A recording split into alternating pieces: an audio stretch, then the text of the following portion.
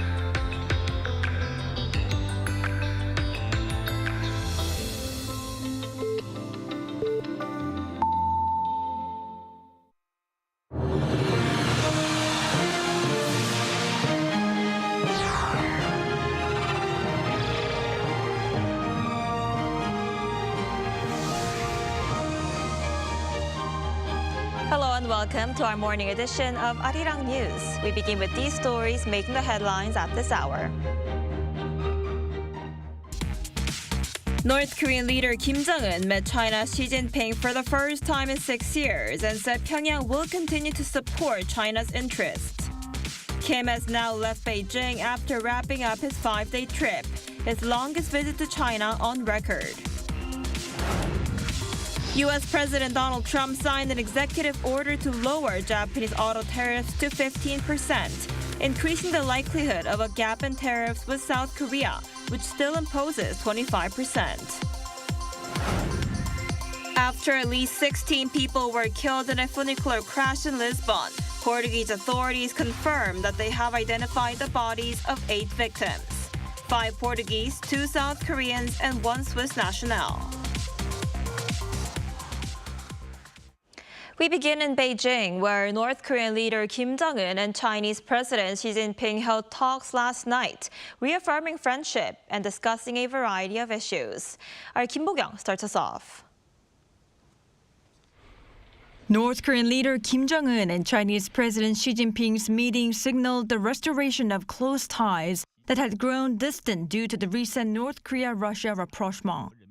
The two met at the Great Hall of the People on Thursday, marking the first such meeting since 2019, with Kim visiting China in January of that year while she visited Pyongyang in June. During the meeting, the two leaders shared the pleasure of seeing each other yet again and agreed to work together to safeguard their common interests as part of what was described as a community of shared destiny. In the face of a turbulent international landscape, China stands ready to strengthen strategic communication, enhance exchanges and cooperation, and deepen exchanges of experience in governance with the DPRK, so as to effectively advance our respective socialist cause and jointly promote regional peace, stability, development, and prosperity. The past 6 years have seen earth-shaking changes and development in China, which impressed me greatly. What touched me even more is the unwavering and profound friendship between our two peoples. Despite the ever-changing world, this friendship will never change. While touting the development Beijing achieved, Kim stressed the regime's readiness to deepen economic and trade cooperation to achieve greater results. When it comes to the tension on the Korean peninsula, Kim did mention how he appreciated China's, quote, fair stance regarding the issues, to which she responded that China will continue to strengthen coordination with the North to safeguard peace and stability in the region. However, the joint statement released by China after the meeting did not include any mention of the denuclearization of the Korean peninsula. Kim arrived at Beijing Station at 9:50 p.m., departing on his special train 50 minutes later. He is expected to arrive in Pyongyang on Friday afternoon if he heads straight back. His fifth visit to China was his longest one on record, lasting 4 days and 5 nights. His stay in Beijing was also his longest at around 54 hours. 김보경, Arirang News. And at China's Victory Day parade this week, active diplomacy between North Korea, Russia, and China sent a strong signal to the world. Our Oh Soo-young explains what it means for peace and denuclearization of the Korean peninsula. A new phase of bloc politics could complicate the equation for peace on the Korean peninsula. That's according to analysts in Seoul, after Kim Jong-un joined Xi Jinping and Vladimir Putin at China's Victory Day celebration in Beijing. On Wednesday, the leaders of North Korea, China and Russia put on a united front throughout China's major military parade, hardening the fault lines against South Korea's strengthened trilateral cooperation with the United States and Japan. China and Russia have openly declared that they intend to advance a so-called multipolar international order, which will all revolve around the global south, BRICS, and Eurasian states. Their gathering reflected that push. Second, it signaled a counter-message to the U.S. and the West, considering the recent South Korea-U.S. summit and their solidarity with Japan, reinforcing bloc confrontation in the region. For Kim Jong-un, it also underscored his push for recognition of North Korea as a nuclear power. While South Korea and the United States say they remain committed to reviving dialogue with Pyongyang, both allies maintain their push for the denuclearization of the Korean peninsula. But for now, Pyongyang has little incentive to talk, as it benefits from Russia's war in Ukraine, with troop deployments and arms supplies exchanged for economic and diplomatic returns. At the same time, the potential end of the Ukraine war could mean Kim must keep his options open, shoring up ties with China and pressing for deeper economic cooperation. From Kim's perspective, it would be the North Korean-style division of labor, the economy from China, security from Russia, reaping benefits from both. Still, if talks to end the Ukraine war do take place and move forward, U.S.-North Korea dialogue could open up. In that dialogue, North Korea would seek to leverage China's backing to pressure the U.S. This reflects a calculated diplomatic strategy. For South Korea and the U.S., China adds another layer of complexity.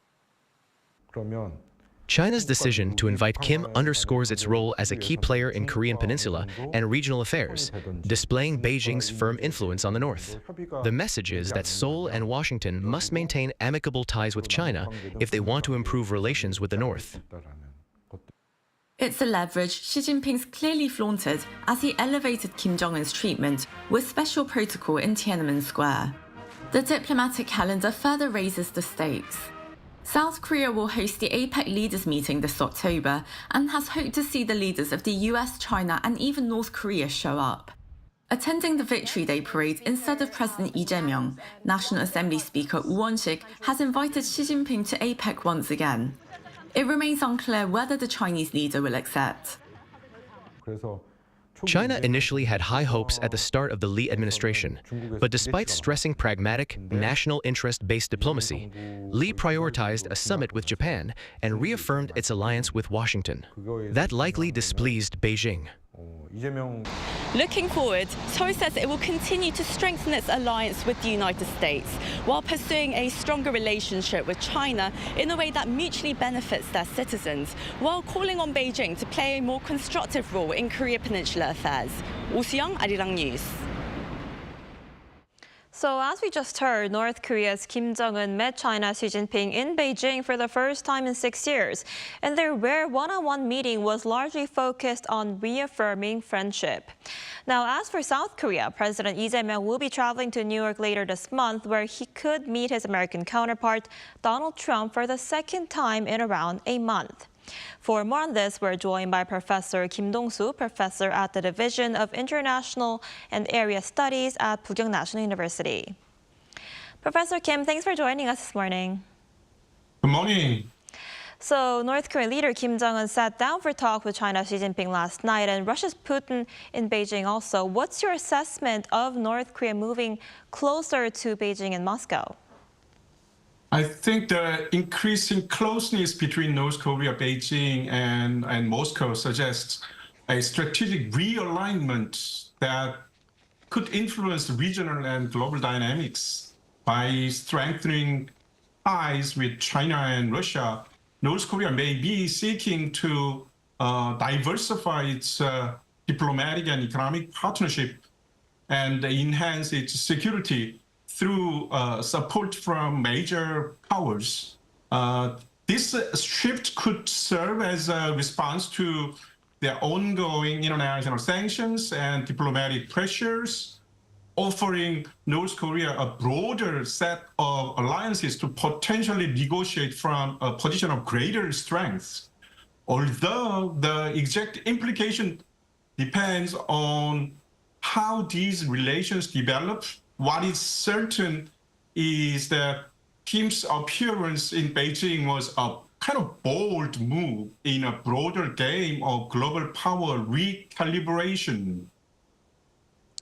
Right, and it was a dramatic image we saw in Beijing, Kim, Xi, and Putin appearing together in public for the first time. Will the United States try to further strengthen three-way ties with South Korea and Japan in response to that? Yeah, I think it is very likely that the United States will seek to reinforce its alliance with South Korea and Japan in response to the growing trilateral engagement among North Korea, China, and Russia. The United States has a long-standing strategic interest in maintaining regional stability and deterring potential threats from North Korea and other regional actors. So strengthening trilateral cooperation with South Korea and Japan could involve kind of joint military exercise, intelligence sharing, and diplomatic efforts to present a united front. This approach aims to counterbalance the influence of North Korea, China, and Russia, and to reassure regional allies of U.S. commitment to their security and stability in the Asia-Pacific region. Right, and as for South Korea, President Lee Jae-myung will be attending the UN General Assembly later this month and chair a meeting there. And he will be the first South Korean president to preside over a UN Security Council meeting, as South Korea assumes the rotating presidency this month, right? So what makes this so significant? Yes, President Lee Jae-myung presiding over a UN Security Council meeting as South Korea's rotating president is highly significant. It is the first time a South Korean leader has had such a role, highlighting South Korea's increasing international status and diplomatic influence on global issues. The leadership position offers South Korea a platform to shape discussions on international security peacekeeping and global challenges such as nuclear proliferation and climate change. It also underscores South Korea's commitment to multilateral diplomacy and its desire to contribute actively to global governance, especially amid regional tensions and North Korea's ongoing threat.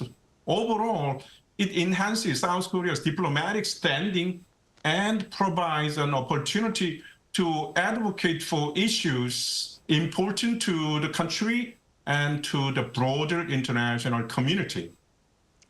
I see. And will President Lee's visit to New York provide an opportunity for him to meet President Donald Trump again? And could there also be a trilateral summit that includes Japan?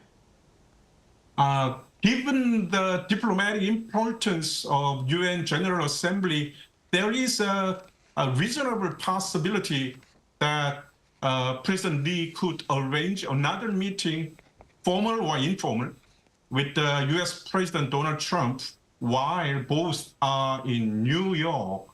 However, no official confirmation of such a meeting has been announced yet. Also, President Lee has previously emphasized the importance of trilateral cooperation with the US and Japan, and has expressed openness to such a meeting on the sidelines of international forums such as G7. But there's currently no report or confirmation that a trilateral summit in New York is arranged. My personal perspective is that the trilateral summit is unlikely at this point because it is much more complicated than arranging bilateral summits. I see. I guess we'll have to see how that plays out in New York. All right, Professor Kim, thank you so much for your insight today. We appreciate it. Thank you.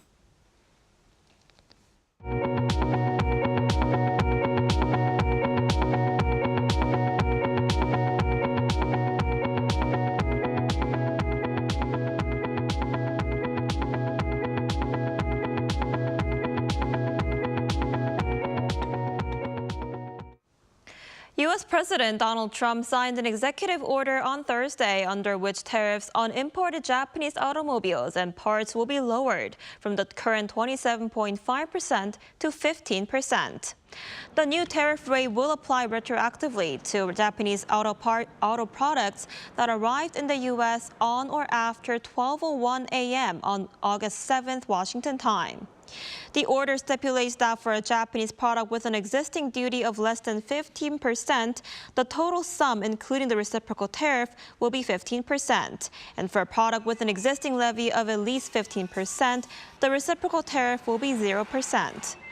The U.S. has completed administrative procedures with Japan first, and it is scheduled to take effect as early as next week, increasing the likelihood of a gap in automobile tariffs with South Korea, which still imposes 25%.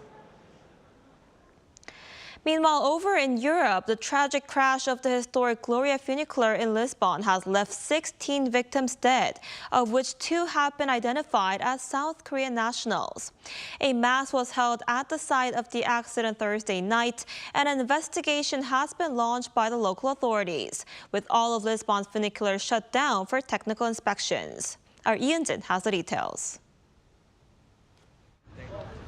In the tragic crash of the historic Gloria funicular, 16 people were killed and more than 20 others injured.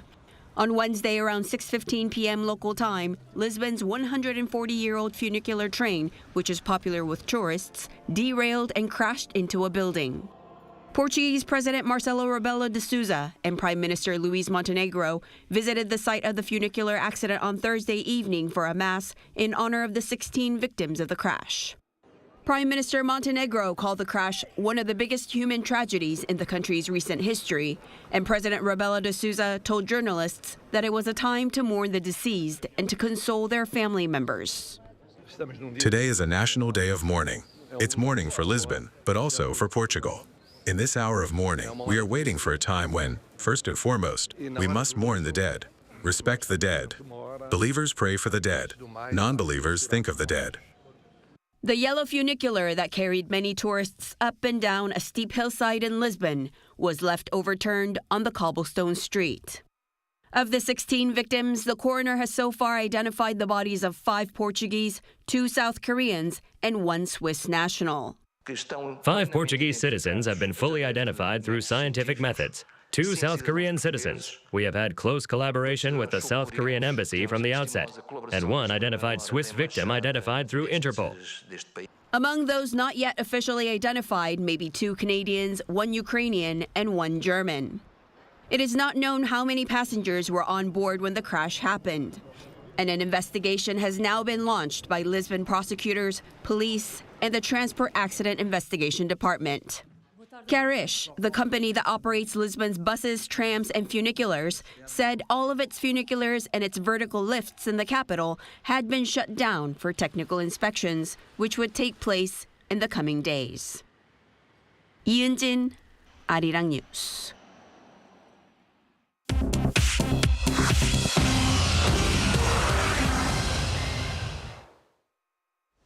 Good morning, I'm Choi Ji-hee, and this is The World Now. Starting in Europe, French President Emmanuel Macron said 26 nations pledged to deploy a reassurance force to Ukraine immediately after a ceasefire agreement is reached.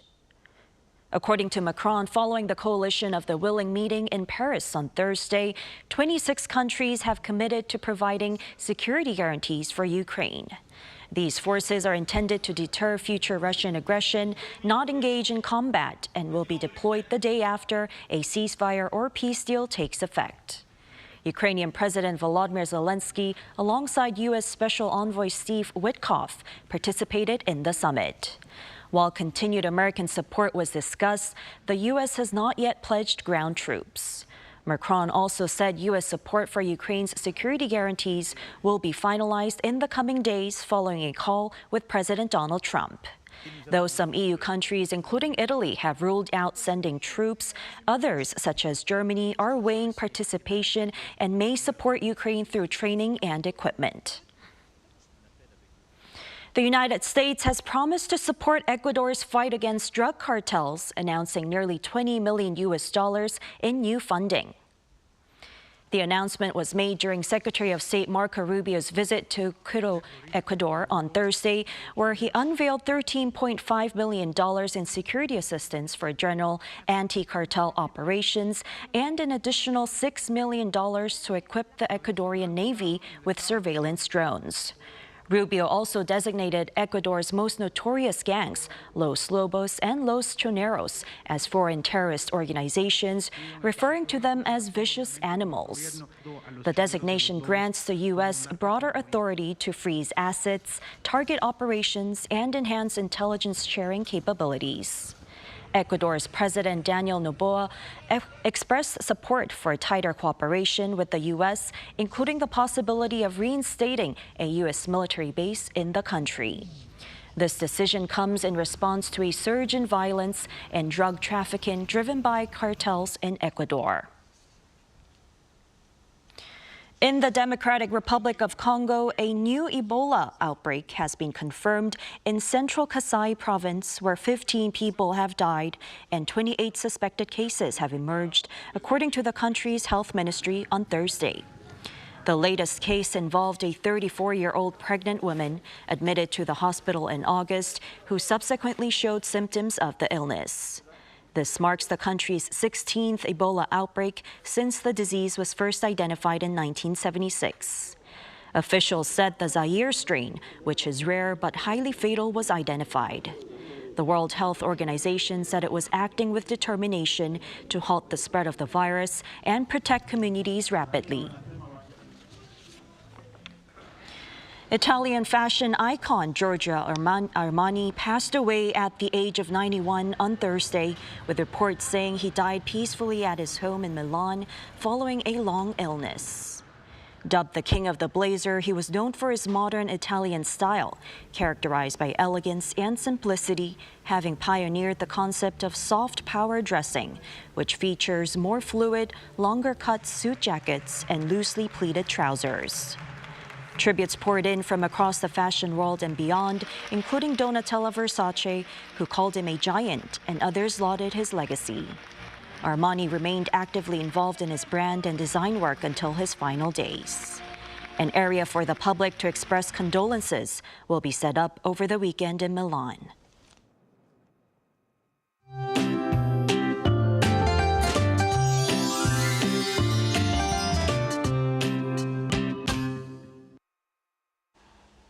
After comfortable morning temperatures, late summer heat makes a comeback in the central parts of Korea today. But intense late summer heat continues in the southern regions with heat wave advisories remaining in place. And this afternoon, Daegu, Gwangju, Busan will be getting up to 32 degrees Celsius with a chance of some passing rain in southern regions, which will lead to muggy conditions. Meanwhile, Seoul tops out at 33 degrees under sunny skies this afternoon. But about that passing rain, the amount could be anywhere from 5 to 60 millimeters, with a chance of heavy downpours through the evening. Meanwhile, we're looking at some heavy rain this weekend. Central regions and Jeollado provinces could get up to 80 millimeters of heavy rain.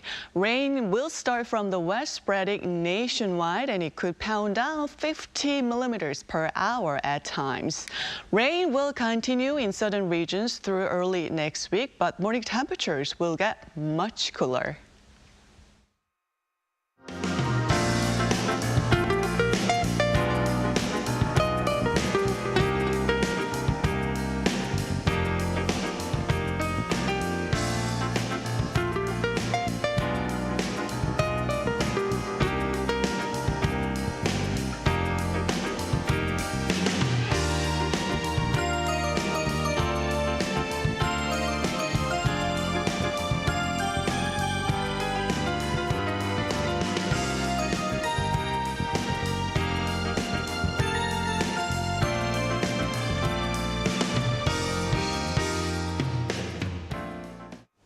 Now that's all we have for this morning. Arirang News will be back at 5 p.m. Korea time. Thanks for watching.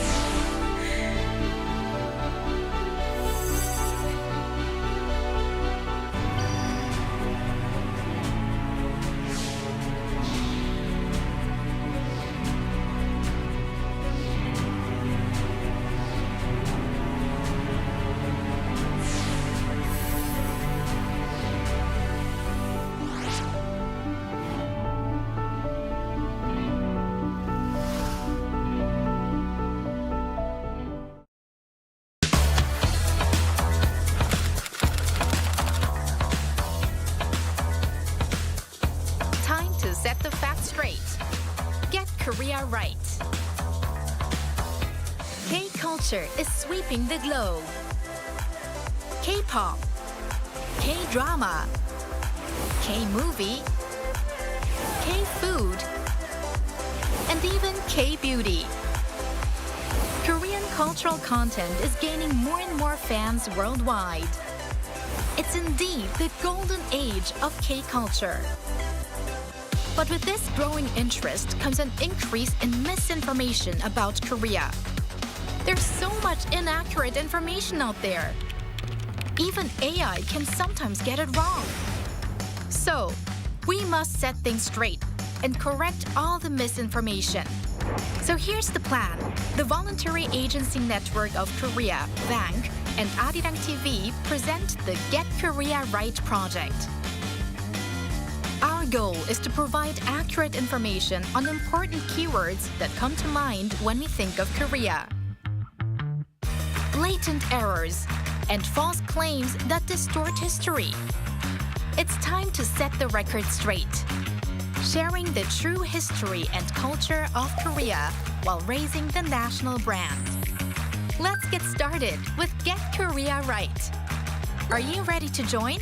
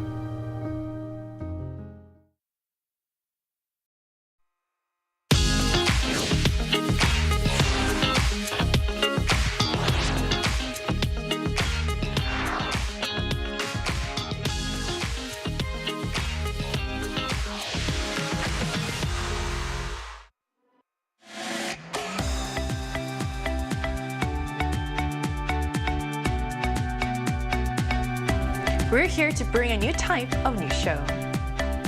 New insights, new styles, and new topics every day. We are News Generation. Bringing news just for you is Friday, September 5th here in Seoul. I'm Isujin, and this is News Generation. Joining us today is Grace Park. Happy Friday. Happy Friday, and also Yvonne is with us. Good morning. Good morning. And both are here to speak on behalf of people in their 20s and 30s. So it's finally Friday, and as we wrap up another work week, it feels like the perfect time to talk about something that hits close to home for many employees. Voluntary retirement. So just like we're closing out the week, some companies are closing certain chapters in their workforce, and these programs, once aimed at older employees, are now reaching younger staff too. So for today's discussion, we're going to be talking about why even younger employees are being offered voluntary retirement and how younger employees are reacting to this. So to start us off, Grace, can you tell us what voluntary retirement is and how it works here in Korea? Sure. Voluntary retirement in Korea refers to when the employer asks the employee if he or she would like to retire, mainly for the purpose of scaling down on the company's employee count. And this is because in accordance with Korea's labor laws, it is illegal to fire an employee without reason. In the past, voluntary retirement was offered mostly to older employees shortly ahead of their expected retirement age, but we're now seeing this being offered to younger employees even in their early 30s. So I feel like this is actually quite surprising that these days even employees in their early 30s are finding themselves targeted by voluntary retirement programs. So Wonbin, can you share some real-life examples of where younger employees are being offered these packages? Of course I can. So a very good recent example is 11번가, which is an online shopping platform. They decided to offer this voluntary retirement to all employees who stayed in the company for over a year, regardless of age. SSG, which is another online shopping platform, they also offered voluntary retirement to employees specifically in their 30s. And another good example is Nitro. Nitro made the infamous Korean video game Katrider, or Kart Rider. I'm sure if you're born near the 2000s, we've all have experience playing that game at least once. They announced that they'll be offering, again, voluntary retirement to all employees in the company, regardless of age. So we're definitely seeing more companies offering this option to people in the younger demographics rather than the older traditional age range. So this shift raises important questions about how the workforce is changing. So why are younger employees suddenly becoming eligible for voluntary retirement programs? Because this used to be a practice that was targeted towards older, more experienced workers. Yes, that's right. Well, the obvious biggest reason would be the economy slowing down. With the export market and domestic market slowing down and GDP growth rate getting closer and closer to zero every year, many companies are under pressure to cut down costs and tighten their budget as well. And obviously, labor is often the biggest expense for most companies, so they are using voluntary retirement as an option to reduce their workforce instead of a mass layoff.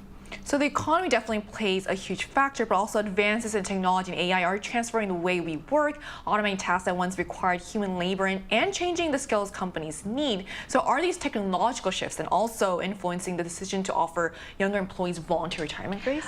Yes, with digital transformation and AI playing a huge role in how we work these days, voluntary retirement has become a strategic HR management tool, even for well-performing companies.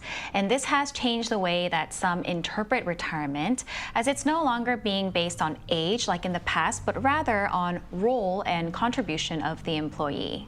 I mean, we've heard a lot about how AI is replacing jobs. You see it when you go to restaurants. Have either of you seen it actually play out ever? Yeah, so some of my students who work in the IT industry, they've said that although AIs aren't completely replacing employees at the moment in 2025, they're definitely seeing a dramatic increase in work efficiency. So for example, if there was a task that took 10 people to get it done in a week, now with the help of AI, they can only get it done with 3 or 4 people. So while it's not replacing it entirely, it is still increasing the efficiency, which allows the company to operate with definitely less people. That's really interesting. So we want to get a broader perspective on this. So we'll be speaking with an economics expert on why younger employees are now facing voluntary retirement and what it means for workers and companies. So that conversation will take place right after the break, so don't go anywhere.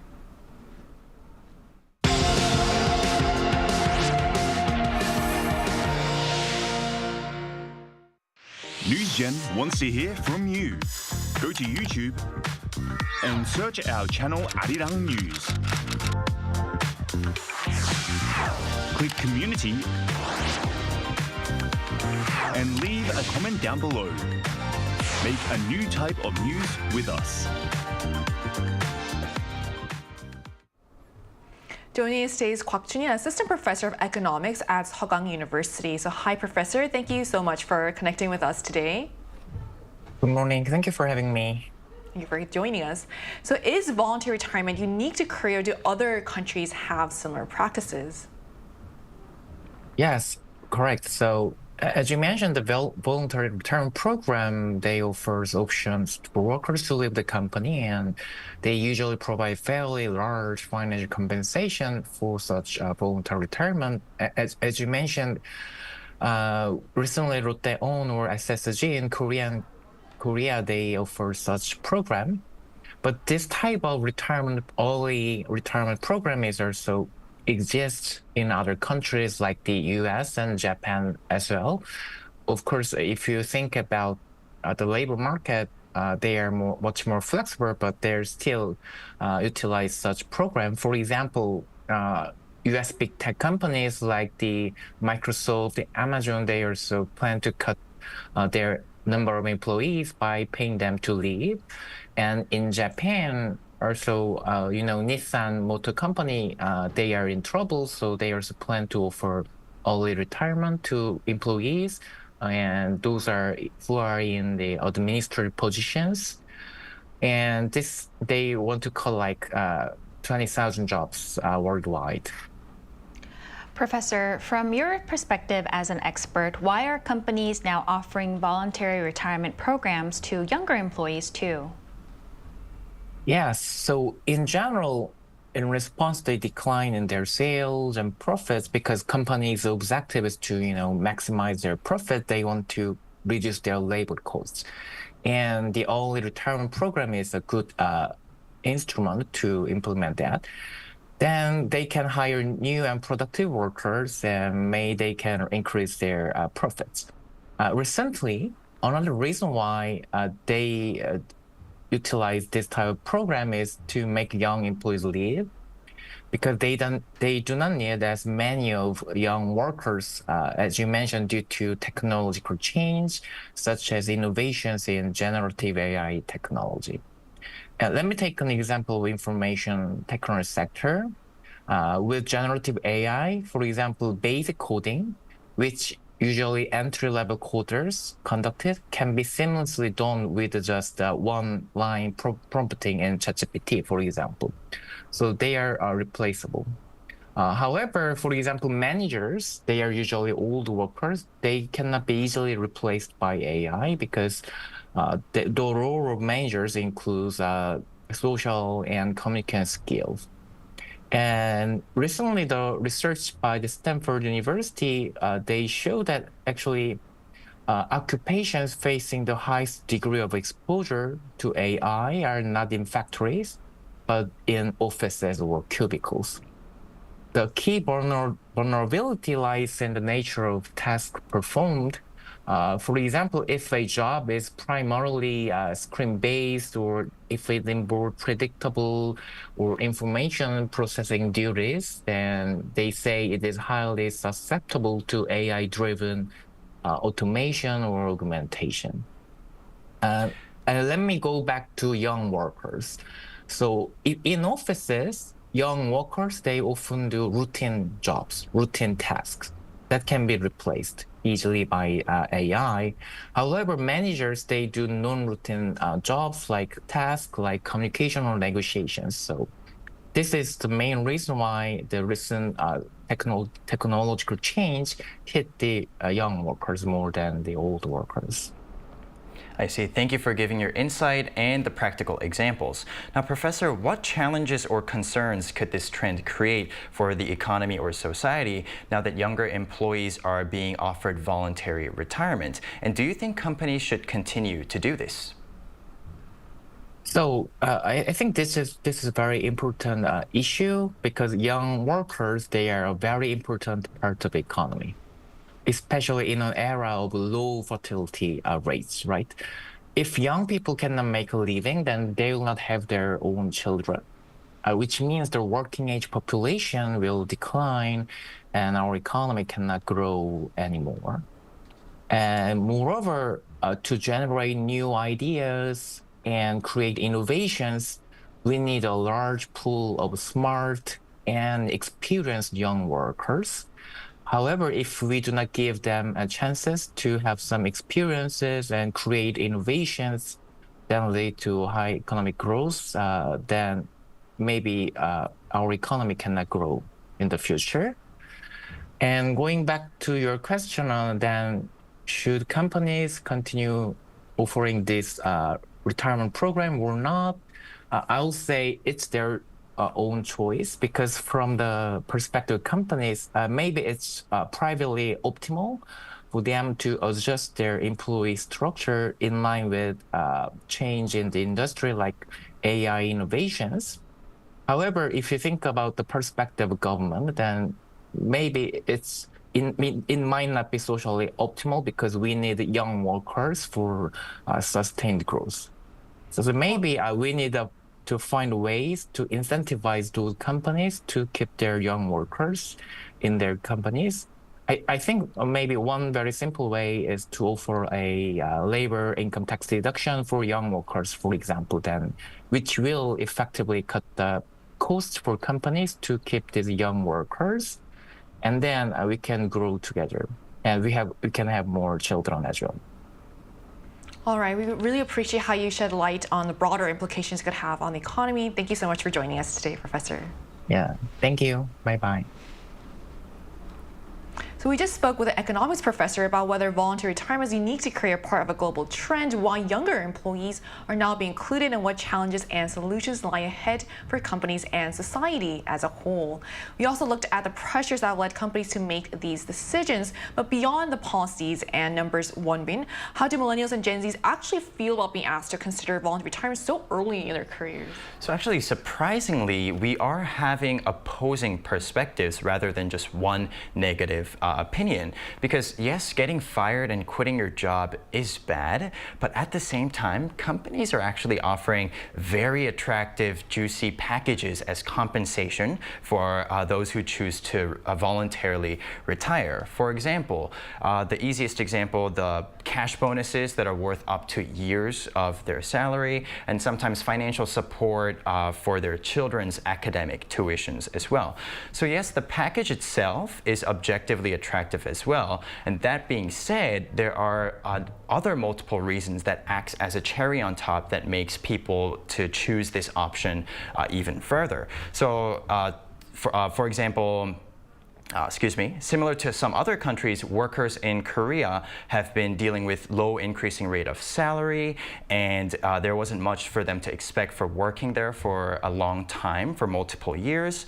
And on top of that, quitting your job with a juicy bonus is actually a great opportunity for them to start something new. For example, their business, a new career, even a gap year, or a new passion project as well.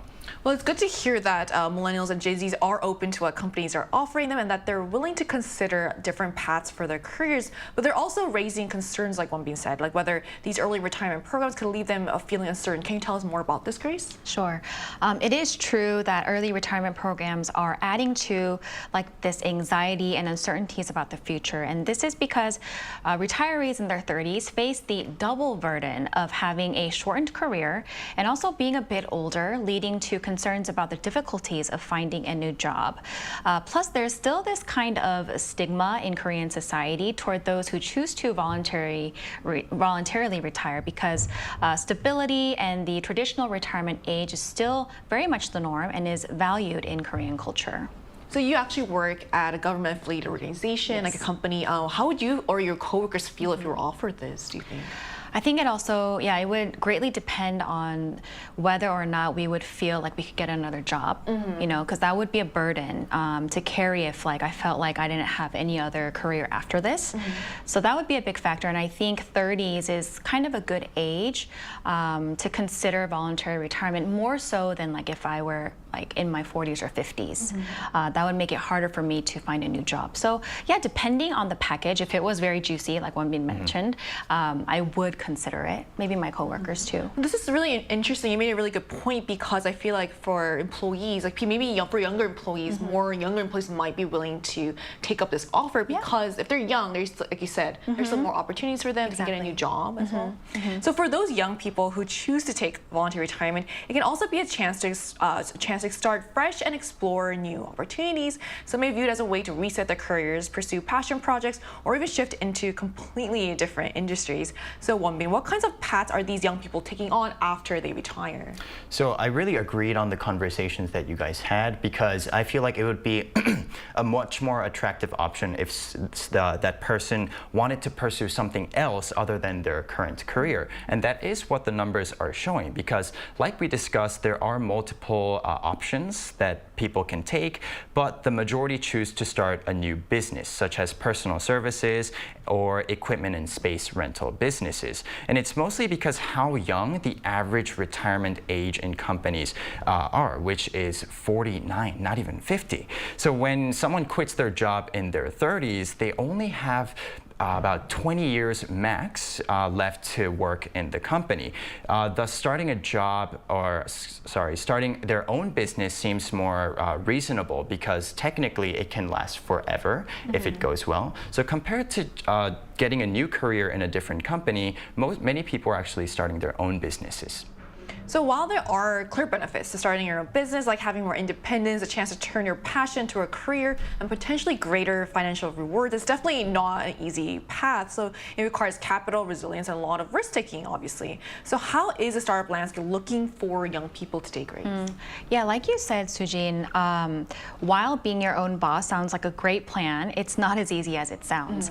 The hardships of owning a business include financial strain, like securing funding, managing cash flow, also intense time commitment, difficulty in finding and managing employees, as well as the challenges of marketing, attracting customers in a competitive market as well. In fact, according to Statistics Korea, the rate of business closures among young people is higher than that of other age groups. It was found that 14.2% of young entrepreneurs aged 30 or older end up shutting down their businesses within 3 to 5 years. So it looks like millennials and Gen Zs have quite a range of options when it comes to shaping their careers, whether that means staying with one company into retirement, switching paths mid-career, or even taking an early exit to pursue something completely new. But how do our viewers feel about this? So to get a better sense of their mindset, we asked on the Arirang News YouTube channel, until what age would you like to work at a company? And here's what they had to say. 46% said they hope to work until the mandatory retirement age of 62. About 23% said they would prefer to step down earlier in their 40s or 50s. Interestingly, 13% said they would even consider retiring in their 20s or 30s if the opportunity arose. Meanwhile, 18% said they hope to keep working beyond 62. So interestingly enough, it looks like most people would actually prefer to work until the mandatory retirement age, which for me personally was actually quite unexpected. So I would have thought more people might want to leave early or pursue new opportunities outside the company. But at the same time, it does make sense if you think about it, especially considering how quickly the labor market is changing. So in light of this, Grace, do you have any advice on how individuals can best plan and shape their career paths? I think we've seen retirement trends change over time. So the sense of having this lifetime career is not really a guarantee anymore because of the nature of the rapidly changing trends in today's market. So I think it's important to not only focus on a specific job and then hold on to that for dear life, but to be more strategic in developing your own unique set of skills, and then also building your capacity to ultimately become an indispensable member of the labor force. So real quick, have you ever thought about what you want to do after you retire? Oh, of course, I just want to travel and live in a warm, nice beachy climate. But I think realistically, because life expectancy is higher, I will have to do something to make some kind of profit. So yeah, I think if I have enough money saved up by then, I would want to start my own business, maybe like hone into some of my passions and hobbies like crafts, arts and crafts.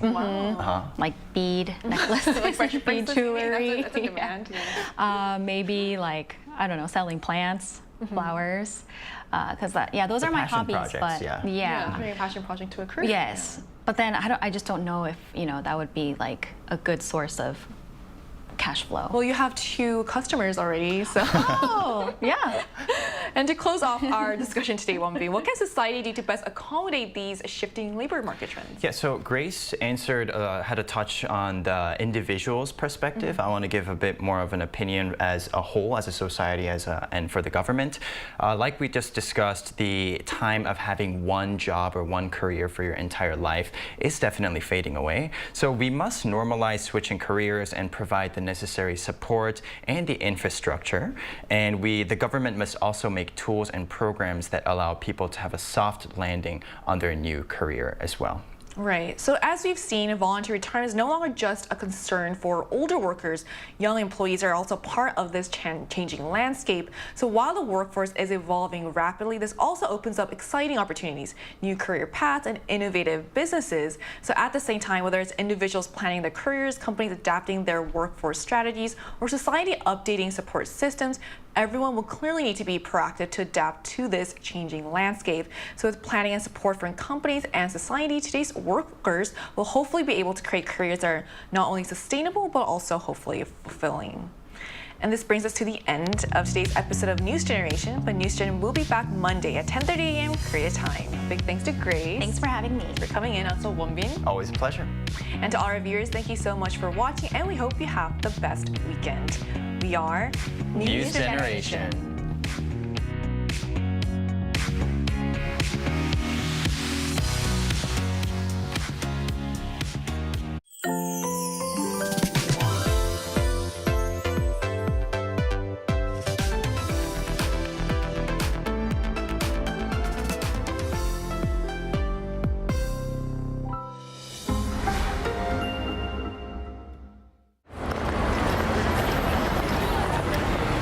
Feeling overwhelmed by a busy life without knowing where you are heading.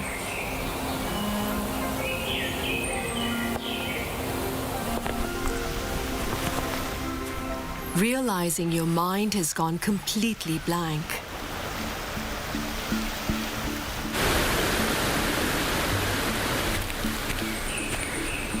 If you need some time and space,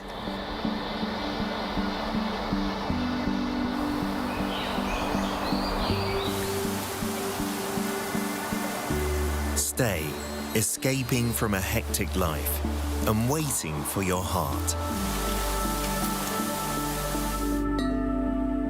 Temple, a place for self-reflection through peace and calm.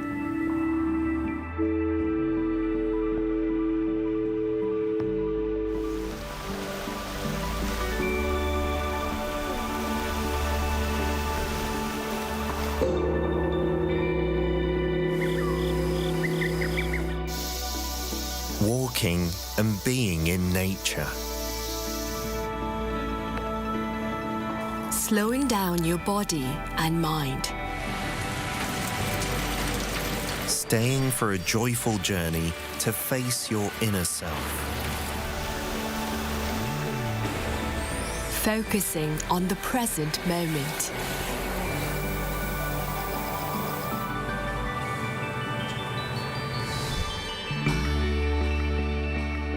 Finding the true happiness with yourself. Emptying. Filling. Templestay.